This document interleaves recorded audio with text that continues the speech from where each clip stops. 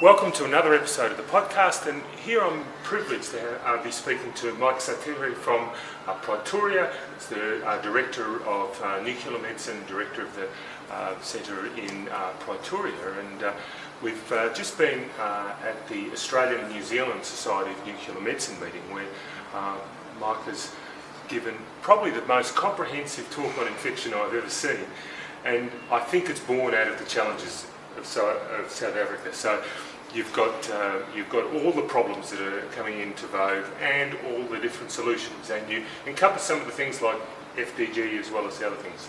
But I'm not going to steal your thunder. Perhaps I can start by getting you to tell us a little bit about your background and where you work in South Africa. Well, Rob, thank you so kindly for the opportunity. Indeed, first of all, I must thank the organizers of the meeting as well for inviting me over here. This was an eye-opener, and to see how the people in Australia are organized and how hardworking they are. Really, I am indebted to them, the team, and Andrew, and yourself, and of course Nathan, and a whole lot of people that really have made it possible. And indeed, myself, as you mentioned, I'm from Pretoria University Hospital, which is one of the largest tertiary hospitals in South Africa. In that part of the world, of course, medicine is as that, if I could start with how we train our things, how the situation goes. After being a doctor, you then specialize with nuclear medicine or whatever. It's not a specialized, it's not a super specialty like I said this in Australia. And of course, upon specializing, you have to be all-encompassing subject in nuclear medicine. And then later on, you may develop your small niche area. But as you mentioned, myself being a director, I have to obviously supervise students. I have to have my fingers in almost everything. But then my research area will then be infection specifically. And I must say, this infection processes, especially with FDG, I've had to do some of it abroad in Belgium, where part of my training is to try and get the technique of FDG specifically. But the basic nuclear medicine, of course, we had been doing in South Africa. Yes. Right, and South Africa's got some particular challenges when it comes to infection. You've got a high prevalence of infection because you've got a lot of poverty. In parts of South Africa, you've got lots of immigrants coming in from all over Africa that have got health problems and particular infection. And you've got unusual infections. You've got infections like HIV is a major problem, tuberculosis is a major problem. Perhaps, and for the rest of us in nuclear medicine, a lot of us find infection confusing about what we should do when. Perhaps you can tell us a little bit about tell us a little bit about how we should start. What sort of areas, what type of infections, what sort of imaging is best. So perhaps let's start with the basic things, with pyrexia of unknown origin, so one of the more common things. Okay, the things, because of course infection, when you say infection, it's really broad. I mean, it will depend, there wouldn't be a specific modality at the moment that will suit all.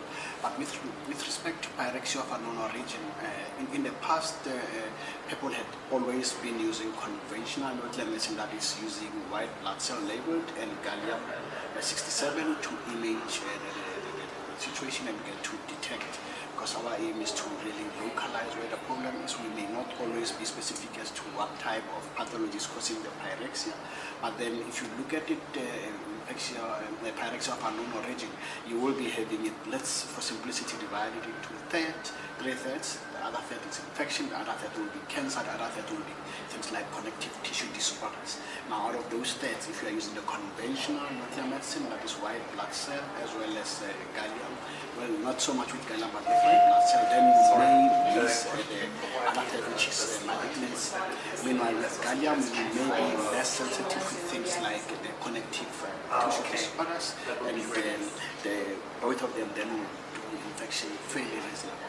Now, going forward, people had actually started to utilize what was said with FDG, because remember, FDG is the workhorse of PET, but FDG is mainly for staging, restaging, therapy monitoring in cancer. But it has been found to also accumulate in infection, because infection will have the root 1 and 3 as well, sometimes being in the majority. And as you know that with infection, either chronic or acute, you will have the granulocytes, which will then utilize sugar. Therefore, that's why we use it. If it's chronic, you may have the macrophages again. The macrophages will need the sugar and hence FDG. Now, this FDG, as one has said, it's a cancer imaging. And dividing pyroxophanogen into thirds, then it means then you can cover both the infection, connective tissue disorders, things like vasculitis, and then you can cover cancer. So the advantage again is that PET obviously comes as PET-CT. You do have morphological outline with it. Then you can actually localize precisely where the problem is. And if you have to guide colleagues for biopsy taking, you are not going to be wishy-washy about it. And of course, really the negative predictive value with FDG PET, it's much better and then higher. And to some extent, it supplants the conventional nuclear medicine way. So going forward, if it is available in places, a PET-CT is the best. But if not, of course, you can still work out the patient with conventional nuclear medicine. But probably you may be better off with gallium than white blood cell, because white blood cell may miss some of the causes. Right, because you're looking, in pyrexia of unknown origin, specificity is probably a bad thing. You really want to be looking at the other causes of pyrexia, so that's a good thing. Okay, let's have a look at post-surgical infection. Yes. What's the pluses and minuses of that in that area? You mean with a conventional, meaning white blood cell? Conventional and FDG. Yeah. Which one would you pick and why? Both of them actually they suffer a lot. We do have places where people have had surgery, and you really want to see whether the scar or other things are really infected. But then it depends what surgery you are speaking about. If it is graft, for instance, then FDG is clearly the best way to go. But if it's just for any other thing that is a person has been for some other surgical procedure, then obviously again you'll have to balance your issues out as to what you are looking for. You may want to go with gallium if it's really in the axial skeleton, that area, because then your white blood cell will really suffer a lot. Even axial outline will really not get much in that regard. So even if it is not specific, you're better off with FDG PET.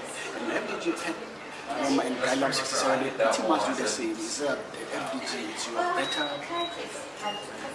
I must qualify, it's your better gallium because it has got a better resolution, it has got a better sensitivity than gallium is. But what you can do with FDG, you probably, and most of the time, can still do with 67, except obviously you will have a poorer scan and poorer resolution. So if it is, say, for instance, now taking the post-surgical and it's a graft that has been implanted, a vascular graft, which is an interesting thing, of course, FDG PET is really far much more superior than the other modality at the moment, because you will clearly be able to really localize exactly where it is. And you'll be able to image early, which is really a thing with FDG. You really need to be imaging early because it's got a short half-life. Exactly, and then you don't have to come today with gallium 67. That's the other important thing you are mentioning. Come today, come tomorrow, and that type of compliance. You lose compliance of your patients, and you also are taking much more time of your department. But with FDG, you just do it today.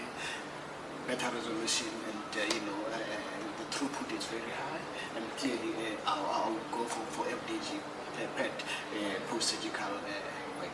Also, if you want to really look at it and extend it to other post-surgical things such as the prosthesis as well. Orthopedic infections. That's right, which is really important work. Really, once more in that regard, not FDG will not be your helpful thing all the time, but it depends what is your area of interest. Again, in the axial skeleton, meaning the spine, for instance, you're better off with FDG work. Right. Because FDG, mainly in that area, you're having the screws, yes, but the CT might have issues because of the metals, but your FDG, you may be able to outline what is uptake due to the metal, the screws versus the non-screws, because remember you can get corrected and non-corrected images and separate what is uptake due to attenuation correction versus non-activation correction Right. uptake. And of course you've got the lumpiness of the spine because you've got the material inside the spine that's causing problems with spinal imaging. Indeed. Whilst with things like white blood cell, you may actually have a photopenic area in the region of interest and no uptake at all. It's really doing bad. But however, when you're looking at the peripheral or the appendicular skeleton, especially with the knees, really white blood cell still does a good work. But because of lacking the specificity, you may want to combine it with nanocolloid, because then at least you can distinguish sterile inflammation from septic from an infected prosthesis, because both nanocolloid and white blood cell combined, then they really do that trick. And the results are really great with that. Of course, it's tedious, but it's really better than the FDG in that space at the moment. With the hip, one will still go with it, especially if it's really chronic in that regard. You may still try and help those patients. But if it's acute, again, you may still want to do white blood cell because of one has to realize the access to FDG work is not always possible, and one also has to realize that the PET work, it will be mainly reserved for cancer patients, so you may want to spare that for the other really evidence-based cases for FDG and go along with your conventional, meaning your white blood cell combined with nanocol. But again, other colleagues and people might have a lack of availability of white blood cells still because of its tediness of working. You can still do your gallium 67, although gallium 67 may have, as I have mentioned, we tend to really want to avoid it because of the resolution, but it has done a good job with the gallium 67, and that's why even now people have extended gallium 68 citrate, the PET version, if you want to call it that way, of gallium 67. Gallium, it is really used to be a workhorse of many of the infections as well, together with the white blood cell interchanging depending on what you are looking at. Right, but you want the longer living white cell traces like the indiums, preferably for chronic infection, and because you're trying to look for a longer scan times, I guess, 24-hour scan times. Your indium will again be a better one and a helpful one, but remember again, the access and the availability of indium, if we really are now looking at transferring the technology to everyone, it might be an issue. So we've got to again be mindful. As I was speaking, I'm busy preaching the FDG, but we've got to be mindful of other people that don't have that. Indium is, I would prefer indium over white blood cell. Right, because you can do better 24-hour exactly. But again, you've got to deal with that. And people can really image longer with a 24, even with technician, but it's not such a good image as it would be with indium, of course. Okay. So what about special purposes like, for example, endocarditis or other sorts of infections in the brain or elsewhere where you've got specific areas that you've got to worry about? How would you deal with those sorts of things? Well, again, there you really would want to put FDG in the back, because remember you've got variable uptake in the myocardium with FDG work, and so it is what the brain uses using sugar altogether. So you really are, that's where actually, as we are saying, in infection imaging, we still have to look for ideal radiopharmaceuticals. Then you are really going to try and utilize your conventional legitimate scan, and you can try and utilize some of the newer receptor binding. So you could use Sintimun, for example. Sintimun would be some of those exactly. There's preliminary work that is very good, but then it needs to be done in a bulk work to validate it and roll it out and then write clear, nice guidelines. But at the moment, it's traces such as Sintimun will be things you would consider. Now I'm going to ask you something which there'd be no dispute about being expert, and that is dealing with HIV infection related and infections related to that, and of course that's TB, which is related. What recommendations you could give with HIV and TB?